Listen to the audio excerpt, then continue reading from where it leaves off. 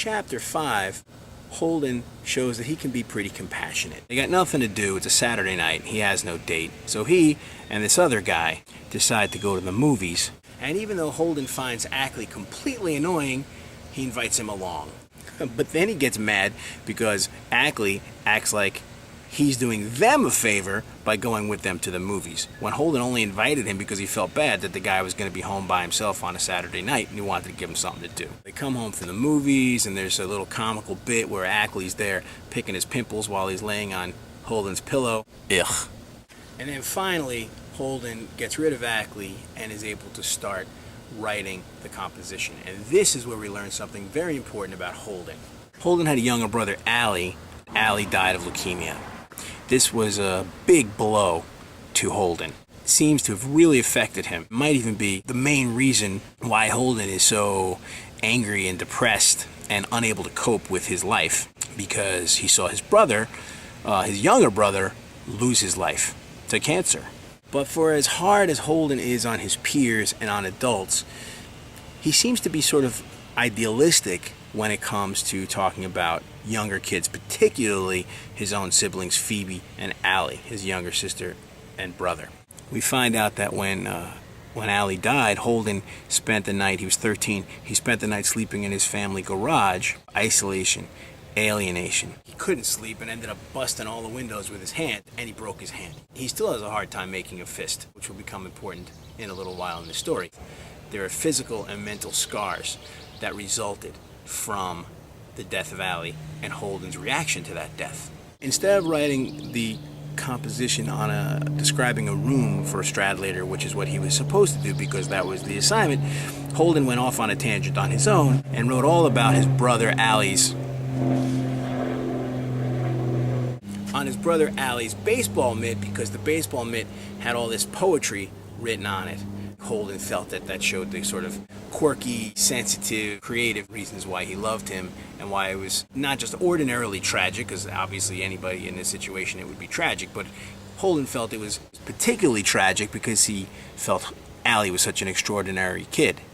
Holden is there waiting around for Stradlater to get back from his big date with Jane Gallagher. Holden keeps saying how nervous he is because he calls Stradlater unscrupulous. Holden, he relates to Jane as children, right? In this sort of innocent, platonic way. The word platonic relates to the Greek philosopher Plato, who believed that the highest form of love was not physical, but was soul to soul.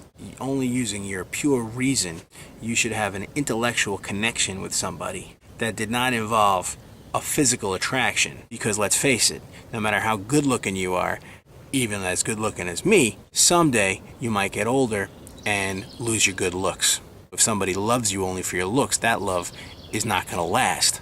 Fortunately, I also happen to be very smart, so people who love me for my mind. But I digress. Holden relates to Jane in a more platonic way. Straddle, or Stradlater, however you want to bust up his name there, he clearly has other interests in Jane Gallagher, since he doesn't even know that her name is Jane and thought it was Jean. But what happens is he comes back and finds out that Holden wrote the essay not according to the rules. Life's a game, Stradlater likes the game, likes the rules, plays by the rules, that's why he wins. Holden, not so much. Stradlater gets mad and says, you know, Holden, you do everything back-asswards.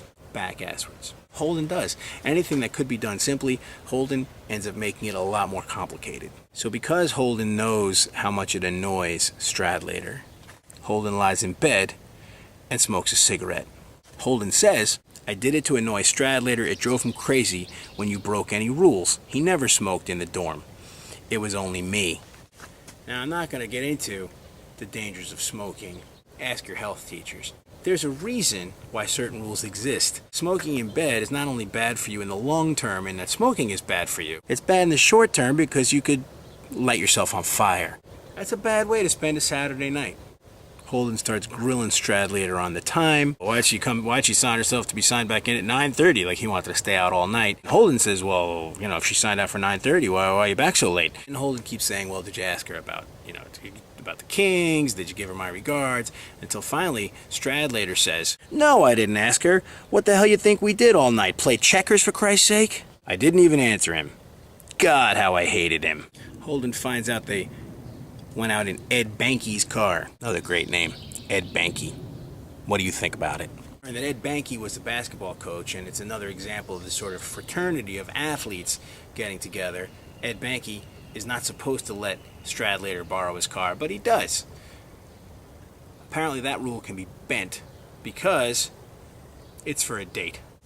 I guess all's fair in love and war, right? See, because Holden earlier said that Stradlater hates it when you break any rules, but obviously he didn't mind breaking this rule because he used Ed Banky's a teacher's car to go out on a date with Jane Gallagher and not play checkers. Finally, Holden point blank asks Stradlater, "Did you give her the time in Ed Banky's goddamn car?" Give her the time. Again, I hope I don't have to spell that out for you. Stradlater says, "Professional secret." Now, the word professional, I think, is interesting because of Holden's earlier comment about being a prostitute. If you're going out on dates professionally, that's what most people would consider to be prostitution. But then he also thinks of his brother as a prostitute who sells his writing talent for pay in Hollywood. And anybody who sells their time or their services for money is a prostitute to some extent or another in Holden's mind. Now Holden at this point gets really mad and unloads on Stradlater. He starts punching him even though he's got a bad hand. And remember, Holden is weaker. Stradlater is stronger, so Holden ends up getting beat up. The broken fist thing, it is what it is. He broke his fist because he punched through some windows. But think about that too. To not be able for him to physically defend himself, right? To not have the strength to fight, that seems to be significant toward understanding Holden as a character. In the fight, Holden calls Stradlater a moron, and he goes on this little tirade about how much he hates morons and the trouble with morons. Thing is, if Holden thinks of somebody as a moron, then that only suggests that he thinks of himself as being not a moron, right? He's able to stand, just like at the football game, aloof, above other people, so that he can judge them, shooting people in his people shooting hat. Holden does this a lot throughout the whole story, but he wears the hat backwards. Does that suggest that Holden, while he's so, thinks of himself as being so able to take shots at other people, is very bad at taking aim at his own flaws? Perhaps something worth writing about. Holden likes the way he looks with the blood on him. Feels like it makes him look tough. But then he admits later on that he's in fact a pacifist. You also got to put this story in another perspective. World War II. World War II ended, you may recall, because the United States dropped atomic bombs on Hiroshima and Nagasaki. Some also argue that Holden's satisfaction or disillusionment with life comes because human beings now have the ability to wipe out massive numbers of one another. How do you value human life when things like World War II and atomic bombs exist? Holden can't make a fist. He calls himself a pacifist. But if the world had been full of pacifists, Hitler would have walked all over everybody. The only thing that was able to stop him was the use of force. This is another question that comes up, although more subtly in this book, is this idea of force versus pacifism. We'll get to the next part of the story soon.